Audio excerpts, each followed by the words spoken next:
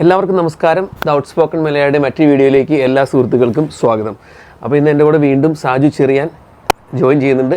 NECDNO New Zealand nurses ഓർഗനൈസേഷൻ്റെ board of directors മെമ്പറാണ് സായി ചേട്ടൻ. അപ്പോൾ ഇന്ന് നമ്മൾ സായി ചേട്ടനോട് ഡിസ്കസ് ചെയ്യുന്ന ഒരു ടോപ്പിക് എന്ന് പറയുന്നത് ഈ അടുത്തായിട്ട് കുവൈറ്റിൽ നിന്നുകൊണ്ട് ന്യൂസിലാൻഡിലേക്ക് വരാൻ ശ്രമിക്കുന്ന കുറച്ച് നേഴ്സുമാർ നമ്മളെ കോൺടാക്ട് ചെയ്യുന്നുണ്ടായി. ഇപ്പോൾ കുവൈറ്റിലുള്ളവർക്ക് അറിയായിരിക്കും, Kuwait MOH good standing certificate കൊടുക്കുന്നത് നിർത്തലാക്കിയിട്ടുണ്ട്. അപ്പോൾ അതിനെ സംബന്ധിച്ച് കുറച്ച് ഇഷ്യൂസ് നടക്കുന്നുണ്ട്. ആ ഒരു ഗുഡ് സ്റ്റാൻഡിംഗ് സർട്ടിഫിക്കറ്റ് കൊടുക്കാത്തതുകൊണ്ട് കേസ് മാനേജറുടെ അടുത്ത് ഇവർക്ക്, അല്ലെങ്കിൽ നഴ്സിംഗ് കൗൺസിൽ ഓഫ് ന്യൂസിലാൻഡിൻ്റെ അടുത്ത് ഇവർക്ക് അവരുടെ ആപ്ലിക്കേഷൻ പ്രോസസ്സ് കംപ്ലീറ്റ് ചെയ്യാൻ പറ്റുന്നില്ല. അപ്പോൾ സാധിച്ചേട്ടാ, നമുക്ക് ഇങ്ങനെ 1-2 റിക്വസ്റ്റ് വന്നിട്ടുണ്ടായിരുന്നു. NECDNO ലെവലിൽ ഒന്ന് ഇടപെടണം. കാരണം കുറേ കുട്ടികൾ ഇങ്ങനെ nursing council of New Zealand mail അയച്ച് സിറ്റുവേഷനൊക്കെ എക്സ്പ്ലെയിൻ ചെയ്യാൻ ശ്രമിച്ചെങ്കിലും പറ്റില്ല, ഇത് വേണമെന്ന് തന്നെയായിരുന്നു. അപ്പോൾ അതായത് ഈ ഗുഡ് സ്റ്റാൻഡിങ് വേണമെന്ന് തന്നെയായിരുന്നു നഴ്സിംഗ് കൗൺസിലിൻ്റെ അല്ലെങ്കിൽ കേസ് മാനേജറുടെ ഒരു നിലപാട്. അപ്പോൾ അങ്ങനെ നമ്മളെ കുറച്ച് പേര് കോൺടാക്ട് ചെയ്ത് NECDNO ലെവലിൽ ഇടപെടണമെന്ന് പറഞ്ഞു. അപ്പോൾ അങ്ങനെ ഞാൻ അവർക്ക് ചേട്ടൻ്റെ നമ്പർ കൊടുക്കുകയും ചേട്ടൻ അവർ കോൺടാക്ട് ചെയ്യുകയുണ്ടായി. അപ്പോൾ അത് സംബന്ധിച്ച് എന്തെങ്കിലും അപ്ഡേറ്റ്സ് നമുക്ക് നമ്മുടെ വീഡിയോ കാണുന്നവരോട് പറയാനായിട്ടുണ്ടോ? അതിന് നമ്മൾ ജെറിൻ പറഞ്ഞ പോലെ 1-2 പേര് കോൺടാക്ട് ചെയ്തിരുന്നു. അപ്പോൾ പറയുന്ന ആൾ എനിക്ക് ഒത്തിരി ഡീറ്റെയിൽസൊക്കെ അയച്ചു തന്നു. അതായത് അവർ അവിടെ ഒരു 62 നഴ്സസോളം അവർക്ക് ഇതുപോലെ ഇത് കിട്ടാതിരുന്നിട്ട്, അവർക്ക് ഗുഡ് സ്റ്റാൻഡിംഗ് സർട്ടിഫിക്കറ്റ് കിട്ടാതിരുന്നിട്ട് അവർ ഇന്ത്യൻ എംബസിയിലേക്ക് ഒരു പെറ്റീഷനൊക്കെ അവർ അയച്ചിരുന്നു. ആ പെറ്റീഷൻ്റെ കോപ്പി എനിക്ക് അയച്ചു തന്നു. അതുപോലെ തന്നെ അവരുടെ ഹോസ്പിറ്റലിൽ ഇങ്ങനെ നോട്ടീസ് വെച്ചിരിക്കുന്നു. അതായത് ടെമ്പററി ഇപ്പോൾ ഒരു good standing certificate, experience certificate ഒന്നും ഇഷ്യൂ ചെയ്യുന്നില്ല എന്ന് പറഞ്ഞിട്ട്. ഓക്കെ. അപ്പോൾ അത് ഒരു സീരിയസ് ഇഷ്യൂ ആണെന്ന് എനിക്ക് മനസ്സിലായി. ഒത്തിരി പേര് അതിൽ സ്ട്രഗിൾ ചെയ്യുന്നുണ്ട് മനസ്സിലായി. അപ്പോൾ ഞാനത് നഴ്സിംഗ് കൗൺസിലിന് നഴ്സിംഗ് കൗൺസിലിൻ്റെ CEO കാത്തറിന് ഞാനൊരു ഇമെയിൽ അയച്ചിരുന്നു. അപ്പോൾ കുറച്ച് ഡിലേ വന്നു. കാത്തറിൻ ലീവിലായിരുന്നു. തിരിച്ചു വന്നതിന് ശേഷമാണ് എനിക്കൊരു റിപ്ലൈ കിട്ടിയത്.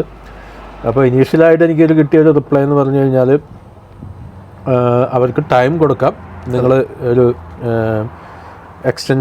ടൈം എക്സ്റ്റൻഷന് വേണ്ടിയിട്ട് ചോദിക്കുക. അതല്ലാന്നുണ്ടെങ്കിൽ അവർ പറഞ്ഞൊരു ഓപ്ഷൻ എന്ന് പറയുന്നത്, ഇപ്പോഴത്തെ ഒരു നിലവിലുള്ളൊരു കണ്ടീഷൻ എന്ന് പറയുന്നത്, നിങ്ങൾ CGFNS അപ്ലിക്കേഷൻ ചെയ്യുമ്പോൾ തന്നെ നഴ്സിംഗ് കൗൺസിലിലേക്ക് വരുന്നതിന് മുമ്പ് തന്നെ നമ്മൾ ഈ ഗുഡ് സ്റ്റാൻഡിംഗ് സർട്ടിഫിക്കറ്റ് കൊടുക്കണം.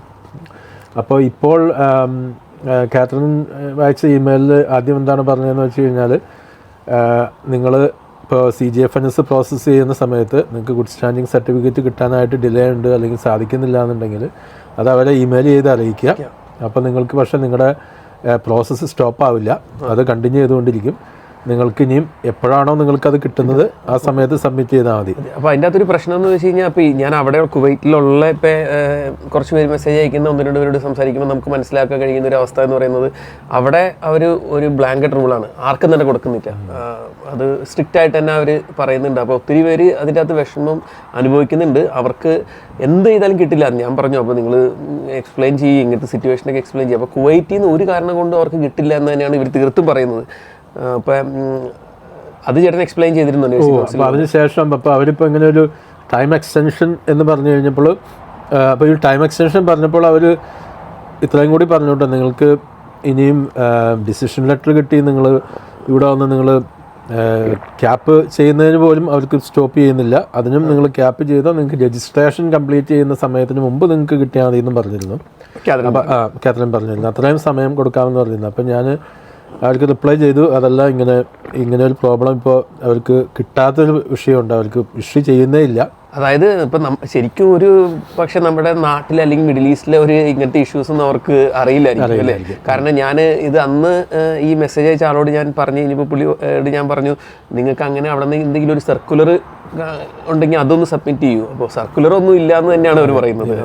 സെയിം ക്വസ്റ്റ്യൻ ആണ് ഇപ്പോൾ നമ്മൾ കാത്തറിനാണെങ്കിലും അതുപോലെ തന്നെ അവരുടെ ഒരു ലീഗൽ അഡ്വൈസർ അവരും എനിക്ക് ഞാൻ കോണ്ടാക്ട് ചെയ്തപ്പോൾ റിപ്ലൈ അയച്ചിരുന്നു. അപ്പോൾ അവരും പറഞ്ഞിരിക്കുന്ന ഒരു കാര്യം എന്താണെന്ന് വെച്ച് കഴിഞ്ഞാൽ, ഈ നമുക്കിപ്പോൾ അതിനൊരു പ്രൂഫ് വേണം. അതായത് നമ്മളിപ്പോൾ അവർക്ക് ഒഫീഷ്യലായിട്ട് ഇപ്പോൾ അങ്ങനെ ഒരു സർക്കുലർ അല്ലെങ്കിൽ കുവൈറ്റ് മിനിസ്ട്രി ഓഫ് ഹെൽത്തിൽ നിന്ന് അവർക്കൊരു ഇത് ഇഷ്യൂ ചെയ്യുന്നില്ല എന്നുള്ളതിന് അങ്ങനെ നമുക്കൊരു പ്രൂഫ് ഇതുവരെ ഇല്ല. അപ്പം ഞാൻ അവർക്ക് അയച്ചു കൊടുത്തതെന്ന് വെച്ച് കഴിഞ്ഞാൽ, ആ ഒരു ഹോസ്പിറ്റലിൽ ഇപ്പോൾ വിട്ടയച്ച് തന്നിരുന്ന ഒരു നോട്ടീസ് ഒരു ഹോസ്പിറ്റലിൽ വെച്ചിരിക്കുന്നതാണ്, ഇത് പുഷ് ചെയ്യുന്നില്ല എന്ന് പറഞ്ഞിട്ട്. പക്ഷേ അതൊരു ഒഫീഷ്യലായിട്ടുള്ള ജസ്റ്റ് ഒരു ബ്ലാങ്ക് ഒരു വൈറ്റ് പേപ്പറിൽ ടൈപ്പ് ചെയ്തിരിക്കുന്നതാണ്. അതിപ്പോൾ നമുക്ക് അത് ഇപ്പോൾ ഈ നഴ്സിംഗ് കൗൺസിലിൻ്റെ ഭാഗത്ത് നിന്ന് ചിന്തിക്കുമ്പോൾ അത് ആര് ടൈപ്പ് ചെയ്തതാണെന്നോ അതിൻ്റെ താഴെ ഒന്നുമില്ല, ഒരു ബ്ലാങ്ക് ഒരു സ്റ്റേറ്റ്മെൻറ്റ് മാത്രമാണ്, സീലും കാര്യങ്ങളും ഒന്നുമില്ല, ഒരു സംഭവമില്ല, ആരാണ് പറഞ്ഞിരിക്കുന്നതെന്നൊന്നുമില്ല. ആ ഒരു വെറുതെ ഇത് പുഷ് ചെയ്യുന്നില്ല എന്ന് മാത്രം എവിടെ ഒട്ടിച്ച് വെച്ചിരിക്കുന്ന ഒരു സംഭവം മാത്രമേ ഉള്ളൂ. അപ്പം ഞാൻ അവർക്ക് കൂടുതൽ പ്രൂഫായിട്ട് ഞാൻ നേരത്തെ പറഞ്ഞ പോലെ ഇവർ ഇന്ത്യൻ എംബസിയെ അപ്രോച്ച് ചെയ്തതായിട്ടും ഈ കുട്ടികൾ ഒരു 62ഓളം പേരും നഴ്സുമാർ അവരുടെ പേരും ഫോൺ നമ്പറും ഒക്കെ വെച്ചിട്ടാണ് അവരെവിടെ വർക്ക് ചെയ്തതെന്നെല്ലാം വെച്ചിട്ട് അവർ ഇന്ത്യൻ എംബസി അപ്രോച്ച് ചെയ്തിരുന്നത് ഞങ്ങളെ ഹെൽപ്പ് ചെയ്യണമെന്ന് പറഞ്ഞിട്ട്. അപ്പോൾ അതും ഞാൻ ഇവർക്ക് അയച്ചു കൊടുത്തു, CEO-ക്ക് അയച്ചു കൊടുത്തു. അപ്പോൾ ഇപ്പോൾ എനിക്ക് ലാസ്റ്റ് വന്നിരിക്കുന്ന അവർ ഇമെയിൽ പറഞ്ഞിരിക്കുന്നത് അങ്ങനെ സ്ട്രഗിൾ ചെയ്യുന്ന ഓരോ ഇൻഡിവിജ്വൽസും അവർക്ക് ഇമെയിൽ അയക്കുക, അവർക്കത് ഡീൽ ചെയ്യാൻ പറ്റും എന്നാണ് പറഞ്ഞിരിക്കുന്നത്. നഴ്സിംഗ് കൗൺസിലിനെ ഡീൽ ചെയ്യാൻ പറ്റും. അപ്പോൾ അവരത് ക്ലിയർ ആയിട്ട് അവരത് എങ്ങനെയാണ് ഡീൽ ചെയ്യാൻ പോകുന്നതെന്ന് നമ്മളോട് പറഞ്ഞിട്ടില്ല. ഇനി അവരിപ്പോൾ ഈ ഗുഡ് സ്റ്റാൻഡിങ് സർട്ടിഫിക്കറ്റിന് പകരമായിട്ട് ഇപ്പോൾ നിങ്ങൾ വർക്ക് ചെയ്തിരിക്കുന്ന നിങ്ങളുടെ മാനേജറുടെ അടുത്ത് നിന്ന് ഒരു ലെറ്റർ തരാൻ പറയൂ, അങ്ങനെ എന്തെങ്കിലും ഒരു ഓൾട്ടർനേറ്റീവ് ബൈപ്പാസ് വേ അവർ ചിലപ്പോൾ ചോദിക്കുമായിരിക്കും. അതല്ലെങ്കിൽ ചിലപ്പോൾ അവർ പറയും നിങ്ങൾ ഇത് ചെയ്യാൻ പറയും, ഒരു അഫിഡാവിറ്റ്, അത് നിങ്ങൾക്ക് ഇത് ഇഷ്യൂസ് ഒന്നും ഉണ്ടായിട്ടില്ല എന്നുള്ളത്.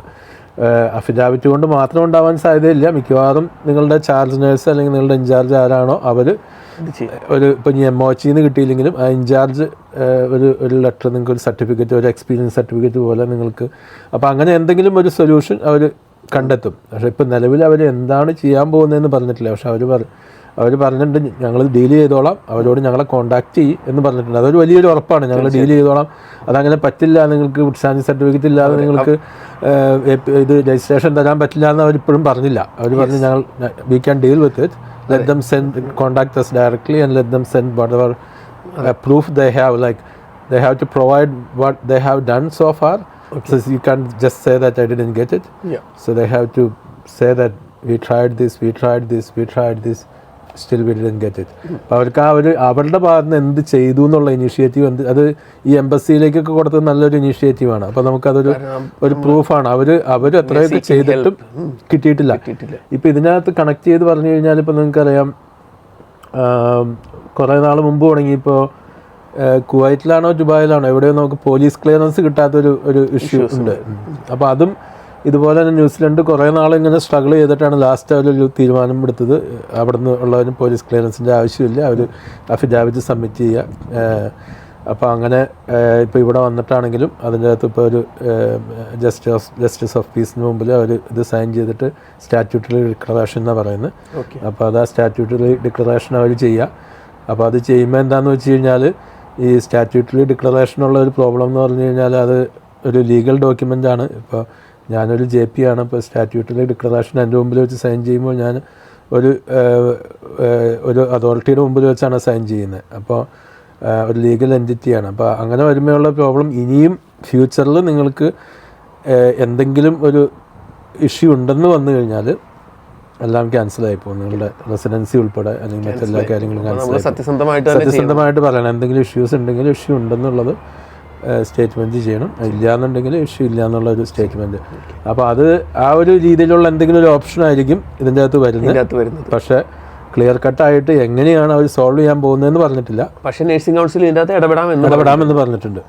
അപ്പോൾ അതിൻ്റെ അകത്ത് നമുക്ക് പ്രതീക്ഷിക്കേണ്ട ഒരു കാര്യം എന്ന് പറയുന്നത്, ഇങ്ങനെയുള്ള കാര്യങ്ങളിലൊന്നും നമുക്ക് ഇമ്മീഡിയറ്റ് ആയിട്ട് പെട്ടെന്നൊരു ആക്ഷൻ നമുക്ക് അങ്ങോട്ട് പ്രതീക്ഷിക്കരുത്. അപ്പോൾ എങ്കിലും പല പ്രാവശ്യം എന്നെ കോൺടാക്ട് ചെയ്തു, ഞാനിങ്ങനെ മെയിലുകൾ അയച്ചുകൊണ്ടിരുന്നു. അപ്പോൾ പെട്ടെന്നൊരു ആക്ഷൻ കിട്ടാത്തതിൽ അദ്ദേഹത്തിനാണെങ്കിലും ഒരു ബുദ്ധിമുട്ടുണ്ട്. കാരണം അതാണ്. അപ്പോൾ നമുക്ക് നമുക്ക് മനസ്സിലാകാം ഫ്രസ്ട്രേഷൻ, നമുക്ക് ആപ്ലിക്കൻസിൻ്റെ ഫ്രസ്ട്രേഷൻ നമുക്ക് മനസ്സിലാക്കാം. അവരിപ്പോൾ അവിടെ നിന്ന് റിസൈൻ ചെയ്തു, അവർ അവിടെ നിന്ന് ജോലി റിസൈൻ ചെയ്തു, അവർക്കിപ്പോൾ എന്താണ് ഇത് പറഞ്ഞ മാതിരി അവിടെ നിന്നിട്ട് പോരുകയും ചെയ്തു, ഇവിടെ എത്തിയില്ല എന്ന് പറഞ്ഞ മാതിരി അങ്ങനത്തെ ഒരു സിറ്റുവേഷൻ. അപ്പോൾ ആ ഒരു ഫ്രസ്ട്രേഷൻ നമുക്ക് മനസ്സിലാക്കാം. പക്ഷേ ഇത് ഒരു ചെറിയൊരു കാര്യമല്ല. അപ്പോൾ അവർക്ക് നഴ്സിംഗ് കൗൺസിലിൻ്റെ ഒരു എക്സിക്യൂട്ടീവ് ബോർഡ് ലെവലിൽ എടുക്കേണ്ട ഒരു തീരുമാനമാണ്. അപ്പോൾ അതിനായിട്ടുള്ള ഒരു സമയവും കാര്യങ്ങളും അവർക്ക് ഉണ്ടാകാൻ സാധ്യതയുണ്ട്. പക്ഷേ ആ ഒരു കാര്യം കൊണ്ട് നിങ്ങളുടെ രജിസ്ട്രേഷനോ നിങ്ങളുടെ പ്രോസസ്സിങ്ങോ സ്റ്റോപ്പ് ചെയ്യില്ല എന്ന ഒരു ഗ്യാരണ്ടി പറഞ്ഞിട്ടുണ്ട്. അതാണ് ഇപ്പോൾ നമുക്കുള്ളൊരു ഉറപ്പ്. തീർച്ചയായിട്ടും. താങ്ക് യു സാജി ചേട്ടാ. അപ്പം നമുക്ക് ഇത് ഒരു ചെറിയൊരു വിഭാഗം ആളുകൾക്ക് വേണ്ടിയിട്ടാണ് നമ്മളിത് ചെയ്യുന്നതെങ്കിൽ നമ്മളിത് വീഡിയോയിലൂടെ അഡ്രസ്സ് ചെയ്യുന്നത് എന്തിനാണെന്ന് വെച്ച് കഴിഞ്ഞാൽ ഒബ്വിയസ്ലി കുറച്ച് ആൾക്കാർ നമ്മളെ കോൺടാക്ട് ചെയ്ത് അവർക്ക് വേണ്ടിയാണ് നമ്മൾ ചെയ്യുന്നത്. പക്ഷേ വൈഡർ നമുക്ക് എത്താൻ കഴിയാത്ത അല്ലെങ്കിൽ നമുക്ക് ഡയറക്റ്റ് എത്താൻ കഴിയാത്ത ആളുകൾക്ക് കൂടി ഈ ഒരു പ്രശ്നം നടന്ന് വിഷമം അനുഭവിക്കുന്നുണ്ട് എങ്കിൽ അവർക്ക് കൂടി ഇതിനൊരു സൊല്യൂഷൻ ഉണ്ട് എന്ന് പറയാനായിട്ടാണ് നമ്മൾ വീഡിയോയിലൂടെ വരുന്നത്. അപ്പോൾ വീഡിയോ കണ്ട എല്ലാ സുഹൃത്തുക്കൾക്കും നന്ദി. അപ്പോൾ നമ്മുടെ മറ്റുള്ള വീഡിയോസൊക്കെ ഒന്ന് ചെക്ക് ചെയ്ത് നോക്കുക, നിങ്ങളുടെ ഫീഡ്ബാക്ക് അറിയിക്കുക. Thank you.